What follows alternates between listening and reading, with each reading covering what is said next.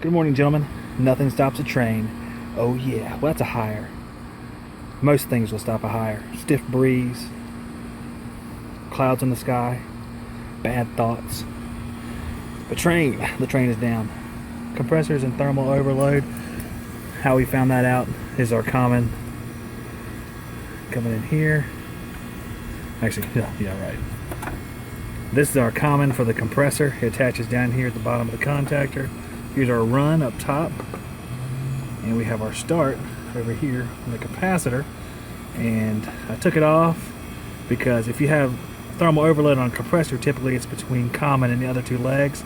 So I put one of my meter leads on here, one of them on the up here, and you can leave these attached since this one's not attached. And there was no path, or infinite resistance. So I left it on there with a tone and went and got some water.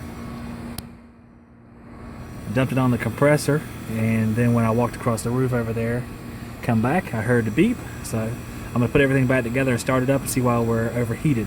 I took the compressor blanket off of it, so we'll be checking charge. Will be our number one culprit. Guys, I'm looking at the Z manifold. Having we started up, we have 45 pounds of standing pressure. That's pretty bad because it's like 80 degrees outside. So there's going to be practically nothing in this machine. I don't see any signs outside of oil or staining or anything like that. I mean, the compressor might be leaking from the rotolocks or something because they're pretty degraded, but more than likely it's the evaporator. So we're looking at the unit. I got about almost a pound in there. I'm just letting it draw in on the suction line because we're running at like 15 pound PSI, so it's just drawing it in pretty well. Evidently, when she ran before, she got around to 0 because you see our head pressure is below 150 on a nice warm day. We're sitting around 10 or 15 PSI. So we got about a pound in there. In fact, it would take a little bit of charge without me even having the machine on. So that's a pretty low amount of charge inside. So I'm gonna let it roll up till we get it charged up. I'll probably skim the evaporator because it's probably what's causing this issue. With a leak this bad, it'll probably have to be fixed. These guys, it's apartment buildings, so they get a lot of things happening and have to be repaired, but this one's gonna have to take precedent probably because it's leaked down most of its charge. So we're looking at unit number 2, also low in refrigerant. I put another pound in there, and we're running around 55, 56 pounds, so a little low. Temperature coming back is around 75, so we still have about a 42, 43 degree superheat, which is a little high. Should be closer to 15 or 20, maybe not even that high. So add a little bit of refrigerant, a little more refrigerant here in a minute. Hopefully get this one squared away before we start going down there for the 2 other ones that are having issues. Hey guys, we're hunting the rare refrigerant leak. I have my gun here.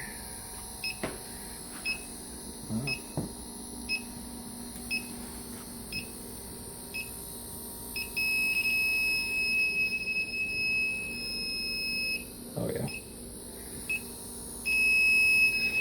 That's it.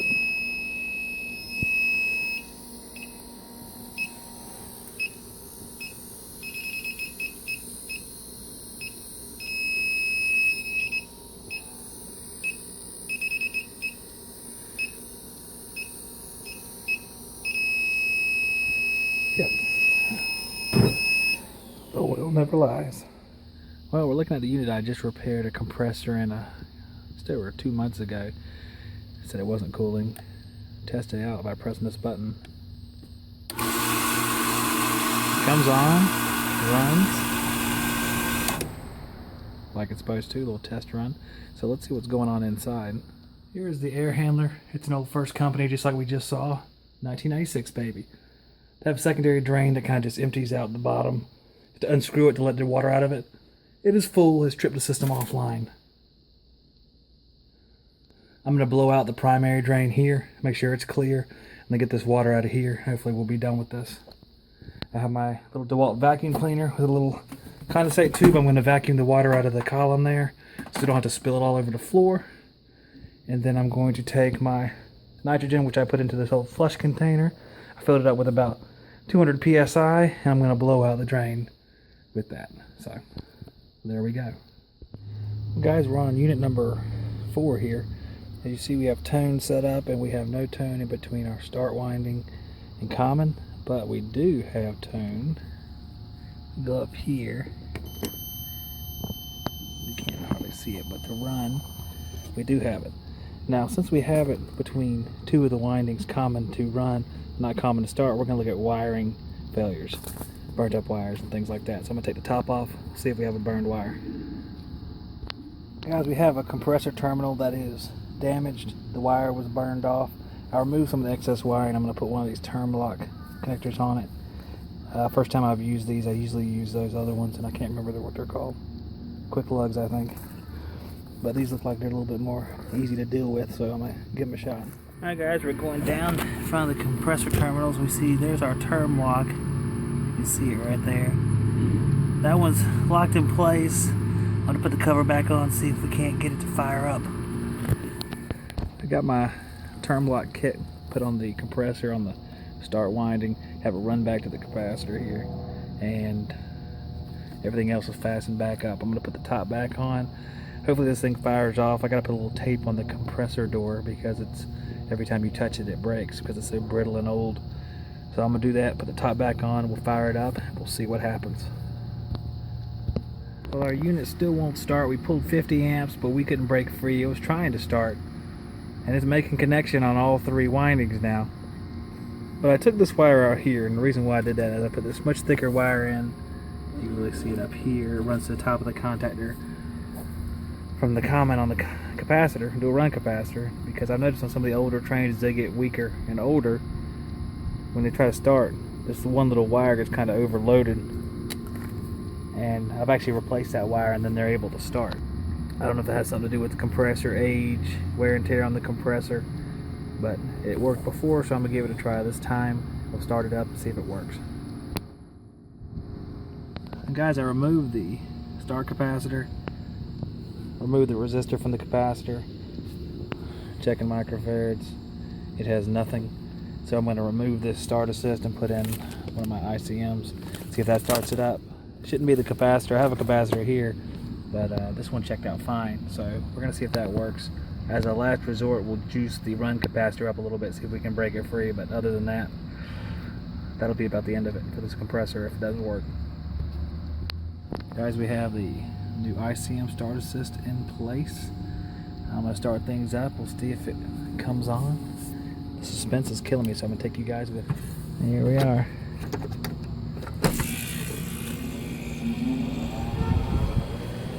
I do believe that actually started. We'll see. Well guys, I'll be darned. It's actually running. I don't believe it. We are running at 5.5 amps. Our refrigerant pressure is 35. We'll wait to see if that comes up a little bit, but I put refrigerant in here before. And 160, 170, so we'll let it run for a little bit. But at least she's running. That's a feat all by itself. We can be proud of that. And guys, I put about 2 pounds of refrigerant in this machine as well. It's running at 6.9 amps. 6.9 amps, we got a run load of amps of 11, so we're nowhere near that. We're running around 65 pounds, just over that. 68 degrees on the suction line, we got about 200 pound head pressure. The 68 degree suction line, you look over here and we're about at 38 or so. So we're looking at about 30 degree superheat, so we might add a little bit more to bring it down near 20. You don't really need to do any high fingered target superheat because obviously the machine is leaking, needs to be repaired. So, but our target superheat should be pretty close to that. For those of you out in the field, I suggest you guys do the target superheat. Don't follow my bad example. But for something like this, I use my target superheat from the air.